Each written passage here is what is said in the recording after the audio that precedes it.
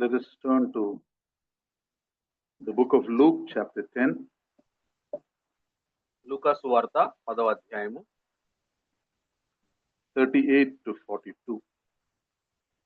38 నుంచి 42 వచనాల వరకు ఉన్న వాక్య భాగాన్ని ధ్యానం చేద్దాం. I'll read in English. Please look into your Bibles. As the Lord Jesus and his disciples were on their way, he came to a village where a woman named Martha opened her house to him. She had a sister called Mary who sat at the Lord's feet, listening to what he said. But Martha was distracted by all the preparations that had to be made.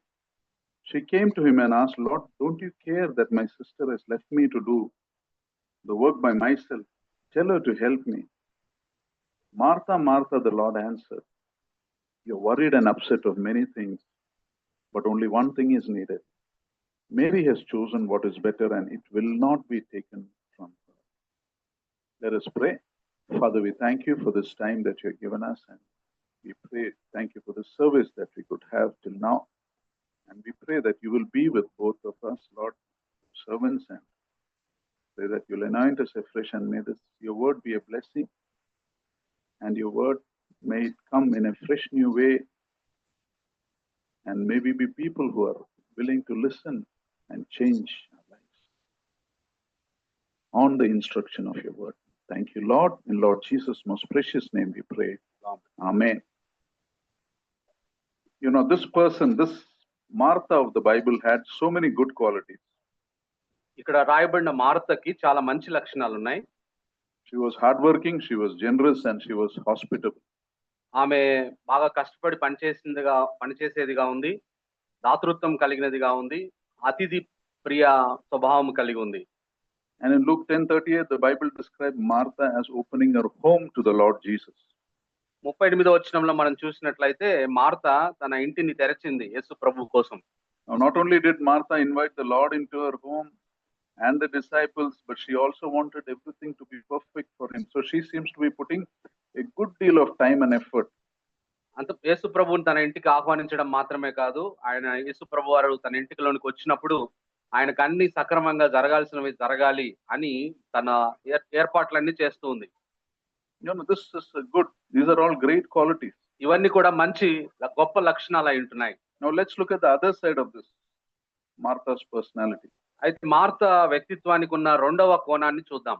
You see at least two problem areas here. రెండు సమస్యలు ఉన్నాయి మార్తకి. First, Martha neglected the more important activity for a less important one.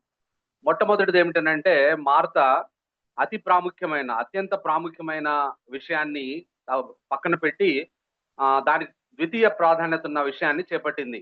She was so busy serving the Lord and became so anxious that she didn't know how to relax and enjoy being with the Lord.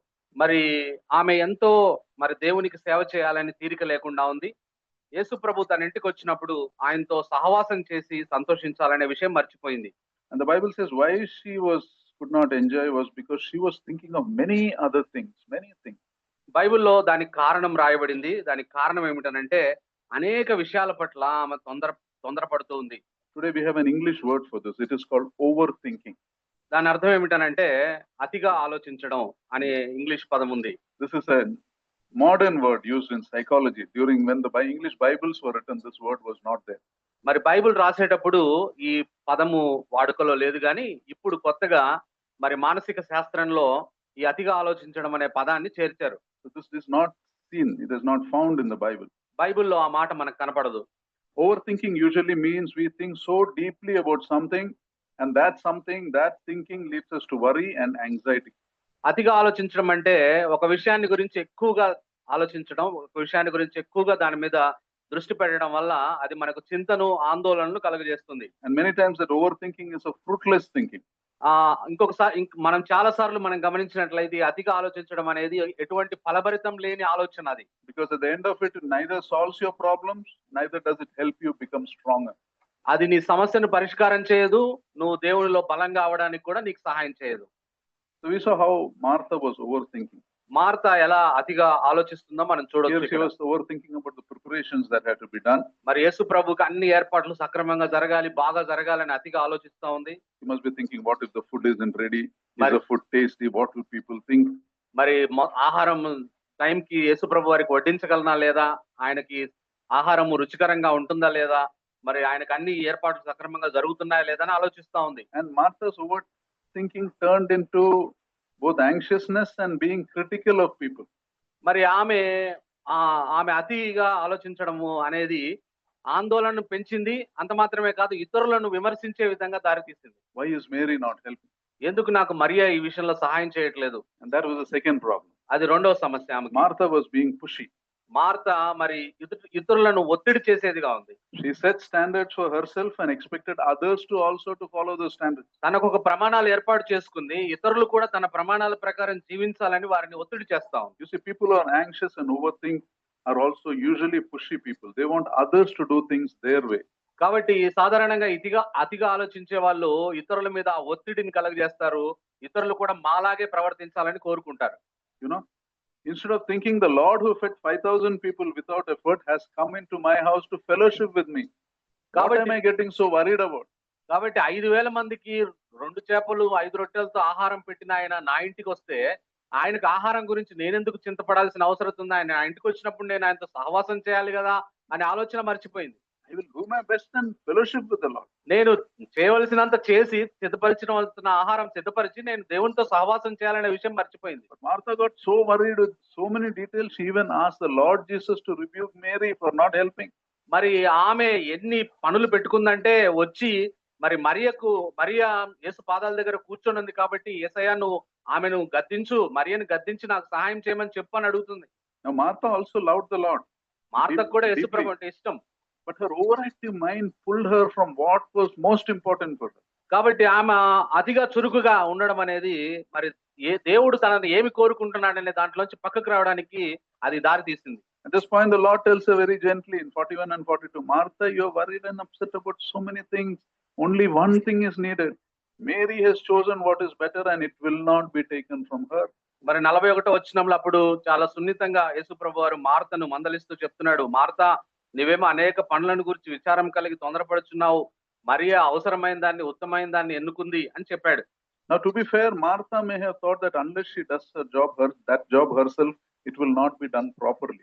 మరి తను ఆ పని చేయకపోతే అది సక్రమంగా జరిగి ఉండదు అని అనుకొని ఉంటుంది Martha. And maybe she is right in thinking like that also. మరి ఆ విధంగా ఆలోచించడంలో కూడా సరైనది అయి ఉండవచ్చు కూడా. But she didn't realize God will never ask her to do anything that takes his place in her life. అయితే ఒక విషయం మర్చిపోయింది ఏమిటనంటే మార్త జీవితంలో యేసు ప్రభు స్థానాన్ని ఆక్రమించేది ఏది కూడా మార్త చేపట్టకూడదు అనే విషయము ఆమె మర్చిపోయింది. God wants us to make him his top priority.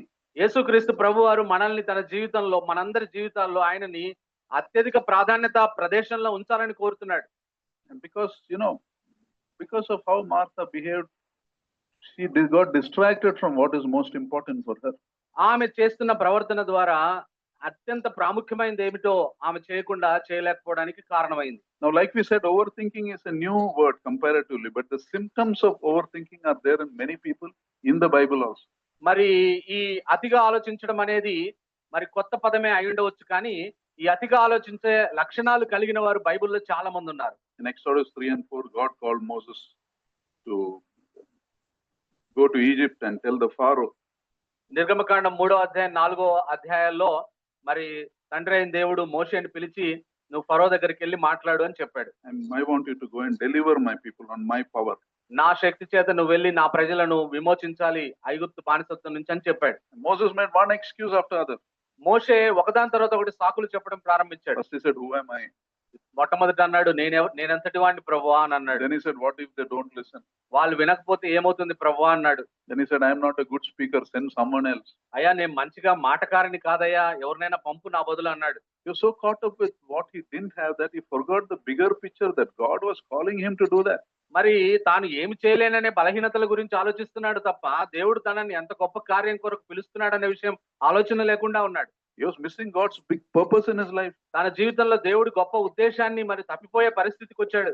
Another person was Jonah. మరొక వ్యక్తి యోనాను చూడొచ్చు. God told Jonah to go to Nineveh and preach. నినవేకి వెళ్ళి నేను చెప్పిన మాటలు చెప్పు అని చెప్పాడు దేవుడు.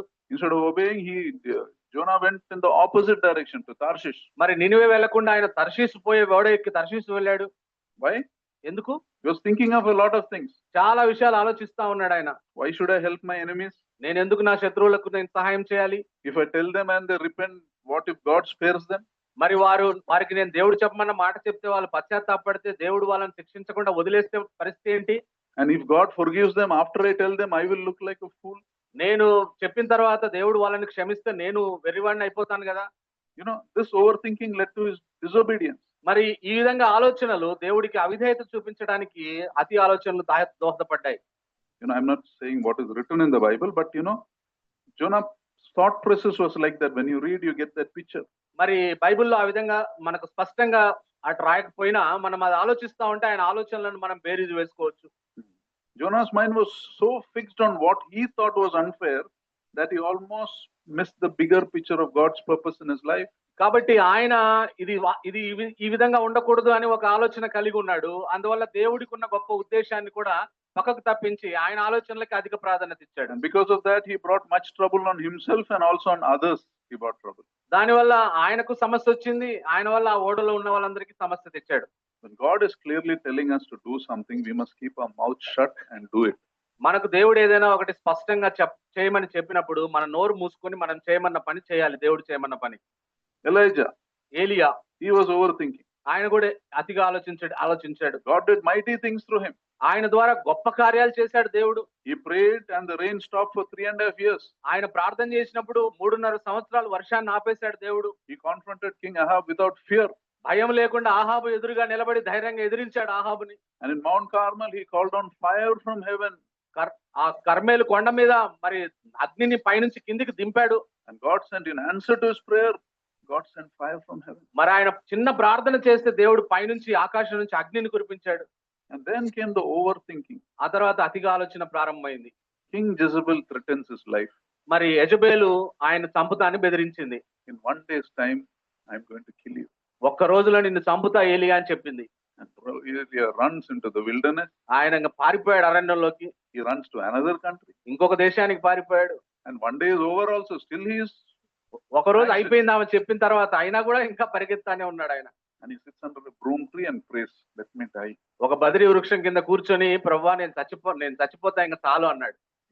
Instead of remembering God's power, he was overthinking of Jezebel's words. కాబట్టి ఆయన దేవుని శక్తిని గురించి ఆలోచించకుండా యెజబెలు చెప్పిన మాటల గురించి ఆలోచిస్తూ ఉన్నాడు. And he assumed the worst. మరి ఎంతో భయంకరమైనవి నాకు జరుగుతాయని అనుకుంటూ ఉన్నాడు. He convinced himself that he is the only faithful person there. నేను ఒక్కడే నమ్మకంగా ఉన్నాను దేవుని కొరకు ఎవ్వరూ లేరని అనుకుంటూ ఉన్నాడు. God reminds him there are 7,000 more people who did not bow down to Baal. అయ్యా నువ్వు కాదు ఇంకా 7,000 మంది ఉన్నారు ఇంకా బయలుకు మొక్కని వారు అని చెప్పాడు దేవుడు ఆయన గుర్తు చేశాడు.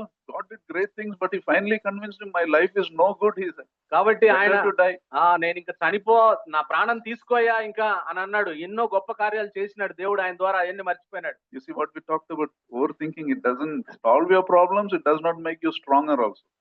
మనం అనుకున్నాం కదా అతిగా ఆలోచించడం వల్ల అది మన సమస్యను పరిష్కారం చేయకపోగా ఇంకా మనకి ఇంకా ఇబ్బందికరమైన పరిస్థితులను తీసుకొని వస్తుంది. Today psychologically they say overthinking is the biggest cause of disturbances and unhappiness in our families and in our lives. మన జీవితాల్లో ఈ అతిగా ఆలోచించడం అనే ఆ లక్షణం వల్ల చాలా పెద్ద సమస్యలు మన కుటుంబాల్లో తీసుకొని వస్తుందని చాలా మంది చెప్తూ ఉన్నారు. Overthink leads to anxiety and it can also lead to depression. అది మనకు ఈ అతిగా ఆలోచించడం అనేది ఆందోళనకు గురి చేస్తుంది, మనల్ని నిరాశకు గురి చేస్తుంది. Now anxiety and depression can also lead to overthinking. It kind of feeds each other. కాబట్టి ఈ ఆందోళన నిరాశ కూడా మరి అతిగా మరి ఆలోచించడానికి దోహదపడితే ఈ రెండు ఒకదానికి ఒకటి సాయం చేసుకుంటాయి ఈ రెండు. But we have to remember overthinking can be a great sin in God's sight. కాబట్టి అయితే మనం గుర్తుపెట్టుకోవాల్సింది ఏమిటంటే అతిగా ఆలోచించడం అనేది దేవుని దృష్టిలో చాలా పెద్ద పాపము అనే విషయాన్ని మనం గుర్తించాలి. In many cases. చాలా సందర్భాల్లో ఆ విషయం అలా ఉంటుంది. So let's understand this a little more deeper. మనము అందువల్ల ఈ విషయాన్ని కొంచెం లోతుగా అర్థం చేసుకోవడానికి ప్రయత్నం చేద్దాం. What is overthinking? అతిగా ఆలోచించడం అంటే ఏమిటి? Overthinking is thinking of something too much and for too long. మరి అతిగా ఆలోచించడం అంటే ఏమిటనంటే ఏదైనా ఒక విషయం గురించి ఎక్కువగా ఆలోచించడం, ఎక్కువ కాలం పాటు ఆలోచించడం. It is overthinking is thinking beyond what is necessary. అవసరమైన దాన్ని మించి ఆలోచించడం.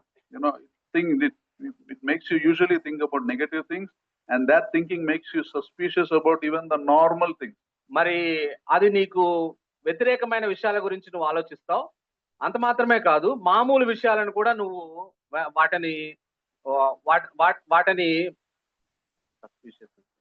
suspicious about normal things also. మామూలు విషయాలను కూడా నువ్వు వాటిని అనుమానించడానికి నువ్వు ప్రయత్నం చేస్తావు. For example, if you are an overthinker, some overthinkers, if somebody says good morning, you will think, why did he say good morning? అతిగా ఆలోచించే వాళ్ళు ఎలా ఉంటారంటే, ఎవరైనా నీకు ఉదయకాల శుభములు తెలియజేస్తే, అబ్బా ఎప్పుడు చెప్పనాయని ఇప్పుడు ఎందుకు చెప్పిండని అనుకుంటావు. What is the motive? ఎందుకు, ఏదో ఉంది వెనకాల అనుకుంటావు. You know. And add to that, overthinking leads to a pushy tendency, right? అంత మాత్రమే కాదు, ఈ అతి ఆలోచనలు ఇతరులను బలవంతం చేస్తాయి. The tendency of forcing ourselves on others. మరి ఇతరులను మాకు అనుకూలంగా లేదా మాకు మేము చెప్పినట్టుగా మీరు చేయాలన్నట్టు ఒత్తిడి చేస్తావు. You want them to do things your way.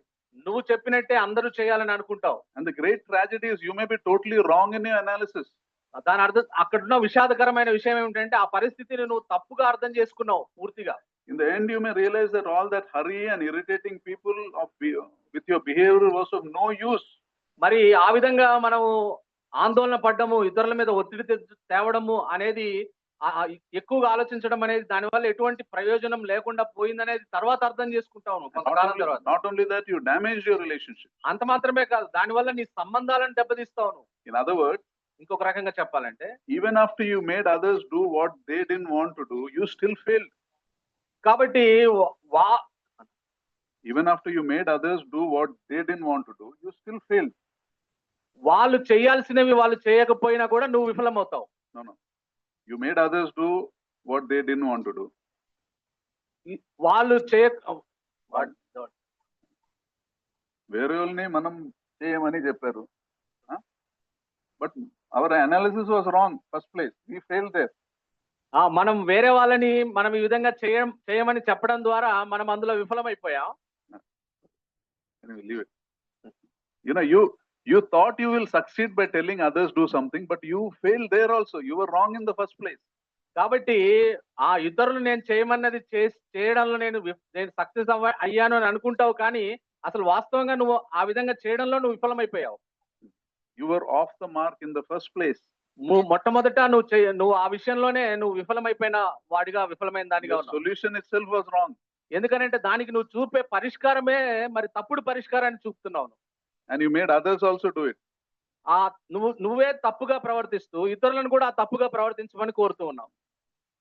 For example, when Saul persecuted the Christians, he thought he was right in God's sight, right? మరి ఉదాహరణకి మనం దీన్ని అర్థం చేసుకోవాలంటే,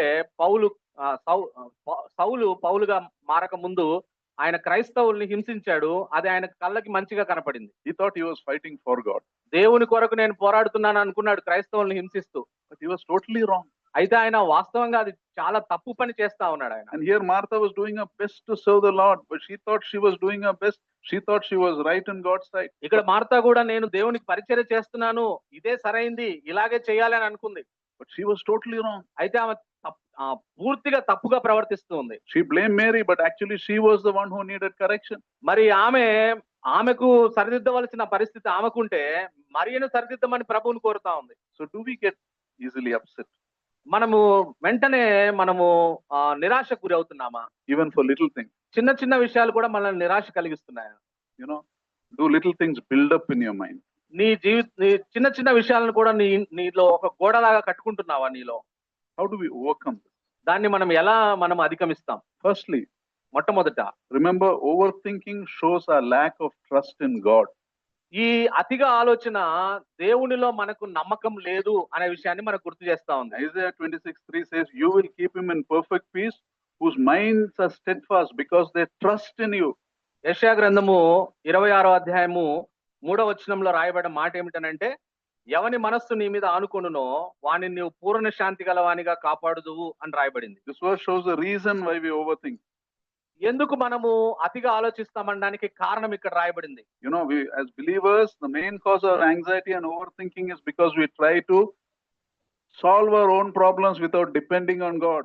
మనం ఎందుకు అతిగా ఆలోచిస్తామంటే, మన సమస్యలను మనం దేవుని మీద ఆధారపడకుండా మనమే పరిష్కారం చేయాలని ప్రయత్నం చేస్తాం. Proverbs 3:5-6 says, trust in the Lord with all your heart and lean not on your own understanding. సామెతల గ్రంథం 3వ అధ్యాయం 5వ వచనంలో రాయబడ్డ మాట, నీ స్వబుద్ధిని ఆధారం చేసుకొనుక నీ పూర్ణ హృదయంతో యెహోవా యందు నమ్మిక ఉంచుము అని రాయబడింది. In all your ways submit to him and he will make your path straight. నీ ప్రవర్తన అంతటి యందు ఆయన అధికారమునకు ఒప్పుకొనుము, అప్పుడు ఆయన నీ త్రోవలను సరళం చేయును. Here the word says overthinking is leaning on your understanding when God has called you to trust in him. కాబట్టి మనము అతిగా ఎందుకు ఆలోచిస్తామనంటే, మనము దేవుడు ఆయన మీద ఆధారపడమని మనం చెప్తా ఉంటే మన స్వబుద్ధిని మనం ఆధారం చేసుకుంటా ఉంటాం. So ask yourself, who is leading my thinking process? కాబట్టి నా ఆలోచన ప్రక్రియను ఎవరు నడిపిస్తున్నారు అనే విషయం నువ్వు ఆలోచించాలి. You need to be trusting God instead of overthinking. నువ్వు అతిగా ఆలోచించకుండా దేవుణ్ణి నమ్మాలి. Let us look at some ways as believers we can overcome these negative tendencies. కాబట్టి ఈ వ్యతిరేకమైన ఆలోచనలు, ఈ అతి ఆలోచనల నుంచి ఏ విధంగా మనము బయటపడాలో కొన్ని విషయాలను మనం జ్ఞాపకం చేసుకుందాం. Tendencies like overthinking, forcing ourselves on others, and our anxiousness. కాబట్టి అతిగా ఆలోచించడము, ఇతరుల మీద బలవంతం చేయడము, మన అభిప్రాయాలను రుద్దడము, ఆందోళన చెందడము, వీటికి విరుగుడు ఏంటో మనం ఆలోచన చేద్దాం. First, మొట్టమొదటిది, understand the way you see the problem might be the real problem. నువ్వు ఒక సమస్యను ఏ కోణంలో చూస్తున్నావో అదే పెద్ద సమస్య అనే విషయాన్ని నువ్వు గుర్తించాలి. Many times what you assume is the problem may not be the real problem. వాస్తవంగా నువ్వు ఇది సమస్య అనుకున్నది వాస్తవంగా సమస్య కాకుండా ఉండకపోవచ్చు. The way you're looking at things may be the real problem. నువ్వు విషయాలను నువ్వు చూస్తున్న విధానమే మరి అది నిజమైన సమస్యకు కారణమై ఉండవచ్చు. 1 Samuel 17, David and Goliath. మొదటి సమూయేలు గ్రంథం 17వ అధ్యాయంలో దావీదు గొల్యాతు వృత్తాంతం రాయబడింది. The Israelite army saw a giant that was too big to fight. మరి ఇశ్రాయేలు మరి సైన్యం చూశారు, ఒక పెద్ద గొల్యాతును చూశారు, ఒక పెద్ద దేహం కలిగిన వ్యక్తిని. But David saw a giant, but his thought was not how can I fight him? He said he's so big I can't miss him. మరి గొల్యాతు కూడా మరి చూశాడు, దావీదు కూడా చూశాడు, గొల్యాతు కూడా పెద్దగా కనపడ్డాడు దావీదుకు కూడా. But he saw someone who is so big that I can't miss him. If I aim, he aims to this thing. The target is so big, I can't miss. Okay, ఇంత పెద్ద లక్ష్యం నా ముందుంది, దీన్ని మాత్రం నేను కొట్టకుండా ఉండకూడదు అని అనుకున్నాడు. I can't miss him, he's so big. మరి ఆయన చాలా పెద్ద లక్ష్యం అది, దాన్ని నేను ఛేదించకుండా ఉండకూడదు అన్నట్టుగా చూశాడు దావీదు. The problem was not Goliath's size, right? It is how you looked at the problem. కాబట్టి సమస్య అనేది ఎంత పెద్దది అనేది కాదు, ఆ సమస్యను నువ్వు ఎలా చూస్తున్నావు అనేది చాలా ప్రాముఖ్యం. So first thing, understand, the way you look at the problem may be the real problem. కాబట్టి మొట్టమొదట మనం అర్థం చేసుకోవాల్సింది ఏమిటంటే, మనం ఎలా ఒక సమస్యను చూస్తున్నాము అనేదే పెద్ద సమస్య. We need to see a God who's bigger than Goliath. కాబట్టి మనము దావీదు ఎలా చూశాడో, దావీదు దేవుడు గొల్యాతు కన్నా పెద్దవాడని చూశాడు దావీదు. Second, avoid self-rejection. రెండవది, మనము సెల్ఫ్ రిజెక్షన్, మనల్నే మనం రిజెక్ట్ చేస్తాం, మనల్ని మనం తిరస్కరించడం అనేది పక్కన పెట్టాలి. Many over thinkers reject themselves. చాలా మంది మరి ఎక్కువగా అతిగా ఆలోచించేవారు తమను తాము తిరస్కరిస్తా ఉంటారు. They feel they are unqualified to receive something. వారు మేము ఇది పొందుకోవడానికి మాకు అర్హత లేదు అని ఆలోచిస్తారు. To overcome it you have to realize first that God did not reject us. కాబట్టి దాన్ని మనం అధిగమించాలంటే దేవుడు మనల్ని తిరస్కరించడు అనే విషయంలో నువ్వు అవగాహన కలిగి ఉండాలి. When he stretched his hands on the cross, that's a sign that he included all of us. He didn't reject us. మరి ఆయన సిలువలో తన చేతులు ఈ విధంగా వెడల్పు చేసి చాపినప్పుడు ఆయన నిన్ను తిరస్కరించలేదు, అందరినీ ఆయన ఆహ్వానిస్తున్నాడు ఆయన దగ్గరికి, అందరినీ ప్రేమిస్తున్నాడు అనే విషయం గుర్తించాలి. You think you're not good enough for something? Remember, when God saved you, he gave the best that is there in the world.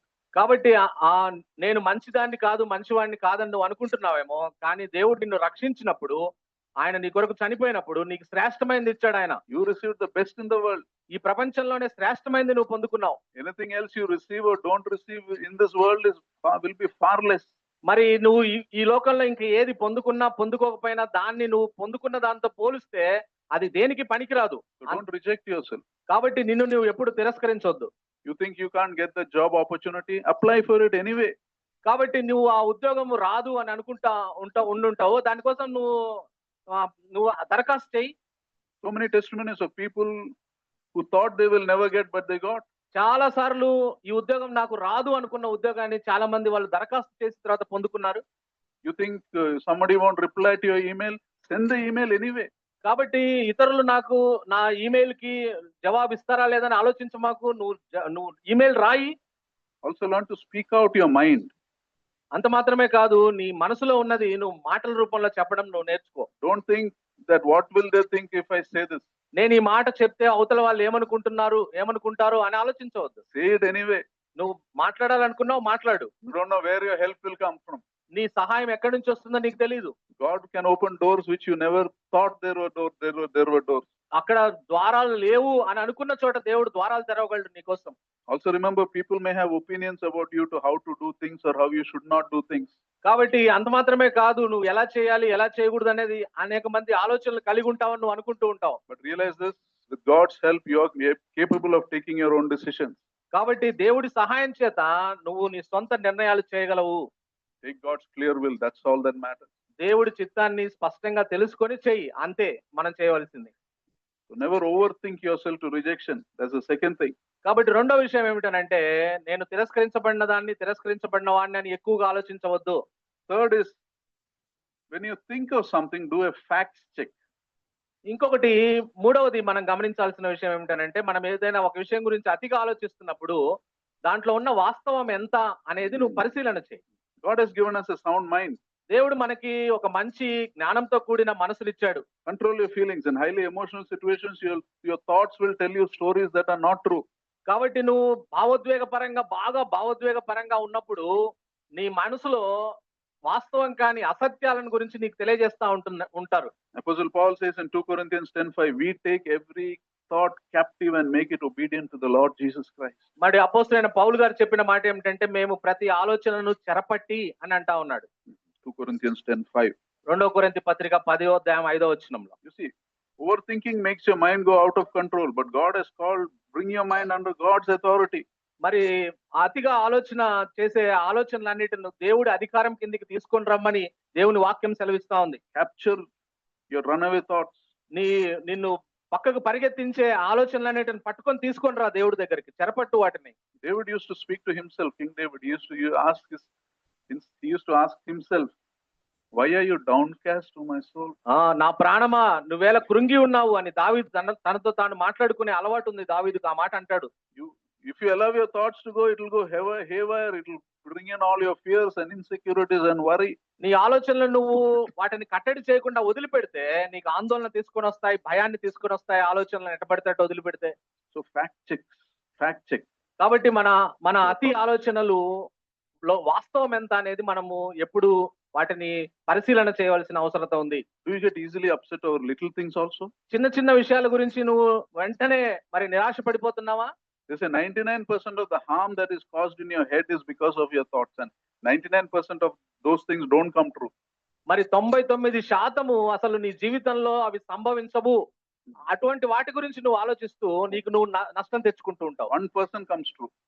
నువ్వు అతిగా ఆలోచించే ఆలోచనలో 1% మాత్రమే నిజమవుతుంది. So ask God to give you the wisdom to garbage what is to separate what is fact and what is rubbish. అందువల్ల దేవుణ్ణి అడుగు, అయ్యా నాకు ఈ అతి ఆలోచనలు వస్తా ఉన్నాయి, దీంట్లో ఏది చెత్త, ఆ చెత్తను తీసేయడానికి నాకు సహాయం చేయి, ఏది మంచో గుర్తించడానికి నాకు సహాయం చేయమని అడుగు దేవుణ్ణి. So that's the third point. Fact check your thoughts. అందువల్ల మూడవ సంగతి ఏమిటనంటే, మన ఆలోచనలో వాస్తవం ఎంత అనేది మనము పరిశీలన చేయాలి.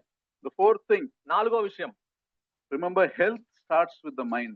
Good health. మన మంచి ఆరోగ్యము మన మనస్సు నుంచి ప్రారంభమవుతుంది అనే విషయాన్ని మనం ఆలోచించాలి. You can go to the gym, you can eat healthy food, you can drink lots of water, you can take vitamins, but if you don't confront the negativity in your mind, you can never be truly healthy. నీ ఆరోగ్యం కోసం నువ్వు మంచి ఆహారం తీసుకో, విటమిన్లు తిను, లేదా జిమ్ముకు వెళ్ళు, నువ్వు మంచిగా వ్యాయామం చేయి, అయితే నువ్వు మంచి ఆలోచనలోంచి నీకు మంచి ఆరోగ్యం వస్తుంది అనే విషయాన్ని నువ్వు గుర్తించాలి. You know, our health cannot be measured on how much you weigh or the size of your muscles or the width of your waist. It is measured by the quality of your thoughts. కాబట్టి నీ ఆరోగ్యము నీ ఛాతి వెడల్పు ఎంత ఉంది, నీ కండరాలు తిరిగాయా లేదా అనే దాని మీద కాదు ఆధారపడి ఉండేది, నీ ఆలోచనలు ఎలా ఉన్నాయనే దాని మీద నీ ఆరోగ్యం ఆధారపడి ఉంటుంది. True health is the peace you enjoy in your mind. నీ మనసులో నువ్వు ఎంత సమాధానాన్ని అనుభవిస్తున్నావు అనే దాని మీద నిజమైన ఆరోగ్యం ఆధారపడి ఉంది. So we need to let our brain rest. కాబట్టి మన మనసుకి, మన బ్రెయిన్ కి, మన మెదడుకి మనము దానికి విశ్రాంతినివ్వాలి. Overthinkers don't give brain that rest. మరి అతిగా ఆలోచించేవారు వారి మెదడుకి వారు విశ్రాంతినివ్వరు అసలు. That's why the Bible says, renew your mind, అందువల్లే బైబిల్ చెప్తుంది మీ మనస్సు మారి నూతన మగుట వలన రూపాంతరం చెందండి అని. be transformed by the renewing of your mind. నీ మనసు మారు నూతన మగుట వలన రూపాంతరం చెందమంటుంది. Give your mind that silence and time. నీ బ్రెయిన్ కి నువ్వు సమయం ఇవ్వాలి, నెమ్మదిగా నిశ్శబ్దంగా ఉంచాలి దాన్ని. That is why a serious quiet time, resting in the Lord without thinking of anything else, you need to do that. కాబట్టి మన మౌన ధ్యాన సమయంలో కూడా దేని గురించిన ఆలోచనలు లేకుండా దేవుని మీద మన ధ్యాస ఉంచి మౌన ధ్యాన సమయంలో మనం గడపాలి. You see, the truth is most of our problems are not solved by thinking more. ఎక్కువగా ఆలోచించడం వల్ల మన సమస్యలు పరిష్కారం కావు. You see, most of the answers you're looking for, you will find when you come into the presence of the Lord in silence and with a clear mind. నీ సమస్యలకు పరిష్కారం రావాలి అని అంటే నువ్వు మౌనంగా దేవుని సన్నిధికి వచ్చి దేవుని దగ్గర కనిపెడితేనే నీ సమస్యలకు పరిష్కారం వస్తాయి తప్ప నువ్వు అతిగా ఆలోచించడం వల్ల నీ సమస్యలు పరిష్కారం కావు. We must learn to sit at the feet of the Lord like Mary. మరియలాగా యేసు ప్రభు పాదాల దగ్గర కూర్చోవడం నువ్వు నేర్చుకోవాలి. You will keep him in perfect peace whose mind is stayed on you. ఎవని మనస్సు నీ మీద ఆనుకున్నో వాడిని పూర్ణ శాంతి గలవానిగా చేయదు అని బైబిల్లో రాయబడింది. The fourth thing, నాలుగో విషయం, learn to make the best of your situation. నీ యొక్క పరిస్థితుల్లోంచి ఉత్తమంగా ఉండడానికి నువ్వు ప్రయత్నం చేయి. Don't start criticizing yourself for the past mistake or what that can happen in the future. కాబట్టి గతంలో నువ్వు చేసిన పొరపాట్లను బట్టి గాని భవిష్యత్తులో జరగబోయే విషయాన్ని గురించి ఆలోచించి నిన్ను నువ్వు విమర్శించుకో మాకు. Just ask, is there anything I can do now? I can't do anything to change my past, but is there anything I can do now to influence my future? నా గతము నేను మార్చుకోగలను అని ఆలోచించు మాకు. నువ్వు మార్చుకోలేవు. కాబట్టి ప్రస్తుతం నా భవిష్యత్తు కొరకు ప్రస్తుతం నేనేమైనా చేయగలనా అనే విషయం గురించి ఆలోచించు. If the answer is yes, take action. నీకు సమాధానం అవును అని వస్తే అప్పుడు నువ్వు ఆ విధంగా కార్యరూపం దాల్చు. If the answer is no, be at peace, let it go. కాబట్టి లేదు అని నీకు సమాధానం వస్తే సమాధానంగా ఉండు, దాన్ని వదిలేసే ఆ విషయాన్ని. Don't try keeping to change when it is not in your hands to change. నీ చేతుల్లో లేనిది నువ్వు చెయ్యాలని మార్చాలని ప్రయత్నం చేయి మాకు. You need to learn to let go. మరి దాన్ని వదిలివేయడానికి నువ్వు ప్రయత్నం చేయి. You know, there are some things you cannot change. కొన్ని విషయాలు మనం మార్చలేము. And if you keep getting anxious about it, you only harm yourself. నువ్వు మార్చలేని విషయాల గురించి నువ్వు ఆందోళన పడితే నిన్ను నువ్వు గాయపరుచుకుంటున్నావు అంతే. అందుకు మినహాయించి ఏమి చేయలేవు. అంతకు many times acceptance is peace. కాబట్టి చాలా సార్లు అంగీకరించడం అనేది మరి సమాధానాన్ని ఇస్తుంది. Learn to overlook minor issues as long as it is not a sin. కాబట్టి చిన్న చిన్న విషయాలు పాపము కానంత వరకు వాటిని పట్టించుకో మాకు, వదిలేసే వాటిని. Not everything is worth losing your peace. కాబట్టి ప్రతిదాన్ని బట్టి నువ్వు నీ సమాధానాన్ని కోల్పో మాకు. Peace is found in acceptance. ఎందుకనంటే అంగీకారం ద్వారా మనకు సమాధానం వస్తుంది మన హృదయాల్లో. Accept imperfectness. Accept imperfection in people. ఇతరుల్లో ఉన్న అపరిపక్వతని నువ్వు అంగీకరించు. Because we ourselves are imperfect. ఎందుకంటే మనం కూడా అపరిపక్వమే కదా. Accept uncertainty. మరి అనిశ్చితిని అంగీకరించు. Accept the uncontrollable. మరి నువ్వు నియంత్రణ లేని దాన్ని అంగీకరించు. You don't have to understand everything. నీకు ప్రతిదీ అర్థం కావాల్సిన అవసరం లేదు.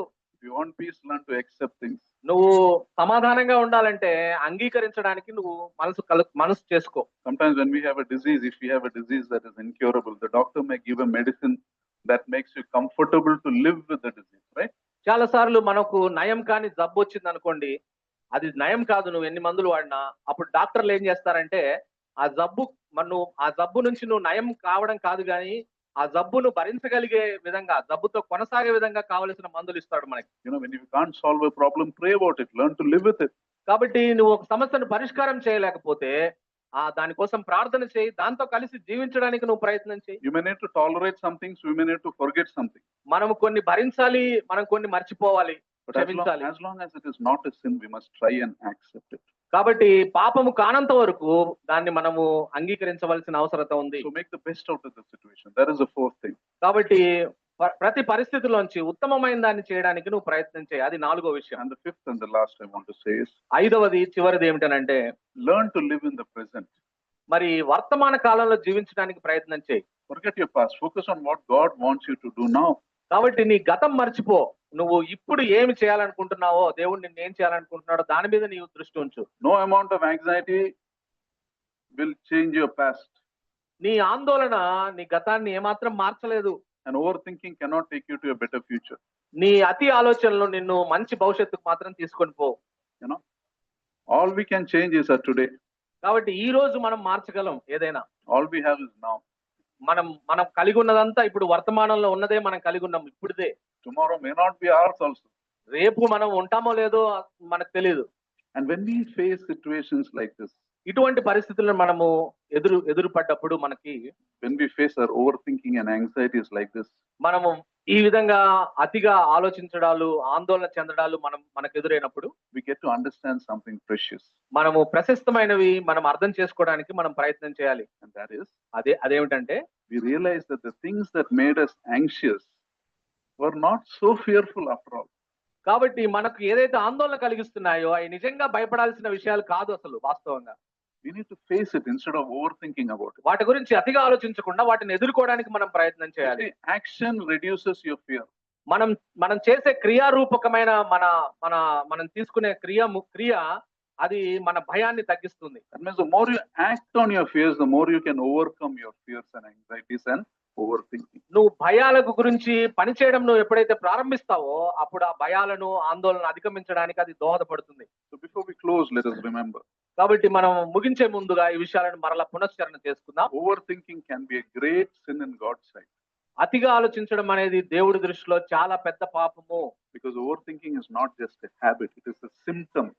మరి ఇది అతిగా ఆలోచించడం అనేది ఇది ఏదో లక్షణం కాదు, అది ఒక symptom ante ఒక లక్షణం. It is a symptom. It is a symptom that you are deliberately choosing not to depend on God. ఆ లక్షణం ఏమిటనంటే నువ్వు నిర్ణయం తీసుకుంటున్నావు దేవుణ్ణి నమ్మకూడదు అని. ఆ విషయం makes it a sin. అది పాపమై ఉంటుంది. దేవుణ్ణి నమ్మకపోవడం పాపమై ఉంటుంది. Overthinking is a mental burden we carry alone. మనము ఈ అతి ఆలోచనలు అనేది మానసికమైన బరువు, దాన్ని నువ్వే మోయాలని ప్రయత్నం చేస్తున్నావు. As believers, you are never meant to carry anything alone. నువ్వు విశ్వాసిగా నువ్వు ఏది కూడా నీ బరువును నువ్వు మొయ్యాలని దేవుడు కోరుకోవట్లేదు. God is there for us. దేవుడు మనకున్నాడు పక్కనే. His facilities, His presence is available for us. ఆయన సన్నిధి మనకి ఎప్పుడు అందుబాటులో ఉంది. We need to surrender control. That's our part. మనము దేవునికి సంపూర్ణంగా సమర్పించుకోవాలి, అంతే మనం చేయవలసింది. Our problem is we don't surrender control. We think we can handle it. God can't handle it. ఆ సమస్యను We have to handle. మనమే పరిష్కారం చేయాలని, నేనే పరిష్కారం చేయాలని నువ్వు ప్రయత్నం చేస్తావు. దేవునికి ఏమాత్రం ఆ సమస్యను వదిలిపెట్టవు. అది సమస్య. Matthew 6:34 says, don't worry about tomorrow. Tomorrow will worry about itself. మరి మత్తయి సువార్త 6వ అధ్యాయం 34వ వచనంలో రేపటి గురించి చింతపడొద్దు, రేపటి కీడు దానికి ఉండనే ఉందని చెప్పి రాయబడింది. Each day has trouble of its own. మరి ప్రతి రోజు సంబంధించిన ఏ కీడు ఆ దినం రోజు దానికి ఉంది అని చెప్పబడింది. That means you have enough problems today. Don't bring problems from tomorrow also. కాబట్టి నీకు ఇప్పుడు ఉండనే ఉన్నాయి సమస్యలు, మరలా రేపటి సమస్యను ఈ రోజుకి తీసుకొని రామాకు. You can't carry tomorrow's problem. God has given you grace for today.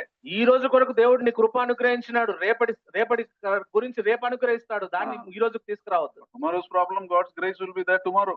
రేపటి సమస్యకు రేపు దేవుడు కృపను అనుగ్రహిస్తాడు. We need to trust Him. We need to depend on Him. మనం ఆయన్ను నమ్మాలి, ఆయన మీద ఆధారపడాలి. We need to replace our anxious thoughts with prayer and thanksgiving. మన ఆందోళన స్థానంలో ప్రార్థనకు ప్రాధాన్యత ఇవ్వాలి. మన ఆందోళన స్థానంలో దేవునికి కృతజ్ఞత చెల్లించడానికి స్థానం ఇవ్వాలి. That's what Philippians 4:6 and 7 says. అదే ఫిలిప్పీలకు రాసిన పత్రిక 4వ అధ్యాయం 6-7 వచనాల్లో రాయబడింది. Do not be anxious about anything, but in every situation, by prayer and petition with thanksgiving, present your request to God, and the peace of God, which transcends all understanding, will guard your hearts and your minds in the Lord Jesus Christ. దేనిని గురించి చింతపడకుడి గాని ప్రతి విషయంలోనూ ప్రార్థన విజ్ఞాపముల చేత కృతజ్ఞతాపూర్వకంగా మీ విన్నపములు దేవునికి తెలియజేయడి. అప్పుడు సమస్త జ్ఞానములకు మించిన దేవుని సమాధానం యేసుక్రీస్తు వలన మీ హృదయములకును మీ తలంపులకును కావలి ఉండును. God, when you learn to trust Him, when you learn to thank Him, suddenly God's come into your life, heavenly God, to protect your heart, to protect your mind. ఎప్పుడైతే మనం దేవుని మీద ఆధారపడడం మనం ప్రారంభమవుతుందో అకస్మాత్తుగా దేవుడి కాపుదల, దేవుడి కావలి వచ్చి మన జీవితాలకు, మన తలంపులకు కావలి ఉంటుంది. దేవుడి సమాధానం. God will enable you to see things as it is. ఉన్న విషయాలను ఉన్నదున్నట్టుగా చూడడానికి దేవుడు నీకు సహాయం చేస్తాడు. So instead of running in mental cycles, that's what overthink that you do. You're running always. కాబట్టి నీ మెదడులో నువ్వు పరిగెత్తా ఉంటావు. ఆ పరిగెత్తే బదులు నువ్వు చేయవలసిన విషయం ఏమిటనంటే, God is telling, come to me. నా దగ్గరికి రా అంటున్నాడు దేవుడు. Release your thoughts through prayer. ప్రార్థన ద్వారా నీ ఆలోచనలు నాకు అప్పగించేసేయ్ అంటున్నాడు. Tell me. నాకు చెప్పు. What you say, people may not be able to understand. Your closest people may not be able to understand, but God knows. He is the one who created you. He is the one who gave you emotions. నువ్వు చెప్పే మాటలు, నీ భావోద్వేగాలు నీకు దగ్గరగా ఉన్న వారు అర్థం చేసుకోలేకపోవచ్చు, కానీ నిన్ను సృష్టించిన వాడికి తెలుసు అవన్నీ. ఆయన నిన్ను అర్థం చేసుకుంటాడు, నీ భావోద్వేగాలను అర్థం చేసుకుంటాడు. He who gave his only son, will he not give you all things also? ఆయన తన కుమారుణ్ణే ఇవ్వడానికి మనకు వెనుదీయకపోతే, వెనక్కి తీసుకోకపోతే, ఆయన మనకు కావలసినవన్నీ ఇవ్వడా అని లేఖనాల్లో రాయబడలేదా? Let us learn to trust in him. కాబట్టి ఆయన నమ్మడానికి మనము ప్రయత్నం చేద్దాం. Let us not be guilty of the sin of overthinking. కాబట్టి అతి ఆలోచన అనే ఆ పాపానికి సంబంధించిన అపరాధ భావం నుంచి మనందరం బయటపడాలి. Let us pray. ప్రార్థన చేసుకోండి. ప్రభువా, ప్రేమగల తండ్రి, నీకు వందనాలు, స్తుతులు, స్తోత్రాలు చెల్లిస్తున్నాం నాయన.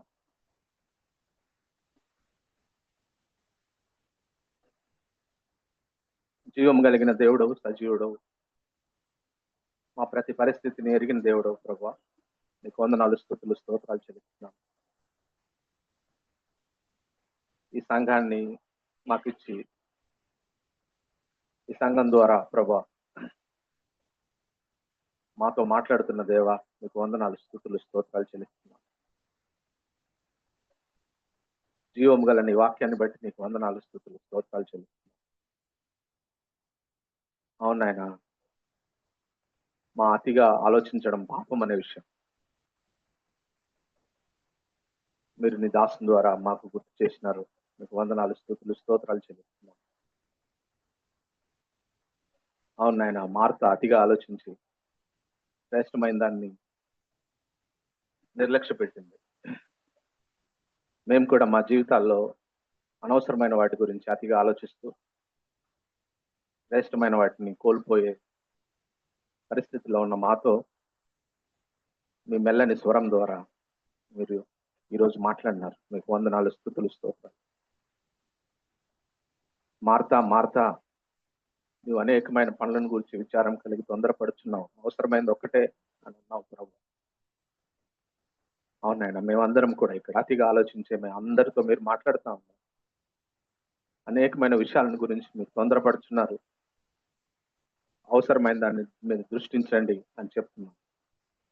అవును ప్రభు, నీకు వందనాలు. మా అతి ఆలోచనల స్థానంలో ప్రార్థన ద్వారా కృతజ్ఞతా స్తుతులను ఆ ప్రదేశంలో మేము నింపి నీ మీద విశ్వాసం ఉంచి ప్రభు ఈ పాపం నుంచి మేమందరం బయటపడలాగున్నా మీ కృపను మా ఇట్లా విస్తరింపచేయమని మీ సన్నిధిలో ప్రార్థిస్తున్నాం. ఈ అతి ఆలోచనల క్రింద శ్రేష్టమైన దాన్ని మేము కోల్పోకుండా ప్రభు, శ్రేష్టమైన దాన్ని, ఉత్తమమైన దాన్ని మా పీసీఎన్జే ఫెలోషిప్ చర్చ్లో ఉన్న విశ్వాసం అందరం చేపట్టి తద్వారా ఆశీర్వదించబడడానికి కృప చూపించమని అడుగుతూ మాతో మాట్లాడినందుకు నీకు వందనాలు, స్తుతులు, స్తోత్రాలు చెల్లిస్తూ మా ప్రభువును మీ ప్రియ కుమారుడైన యేసుక్రీస్తు పుణ్యనామంలో మిక్కిలి వినయంగా బతిమాలి ప్రార్థిస్తున్నాను తండ్రి. Amen. Now to him who is able to keep you from falling and to present you before his glorious presence without fault and with great joy, to the only God our Savior, be glory, majesty, power and authority through Jesus Christ our Lord before all ages, now and forevermore.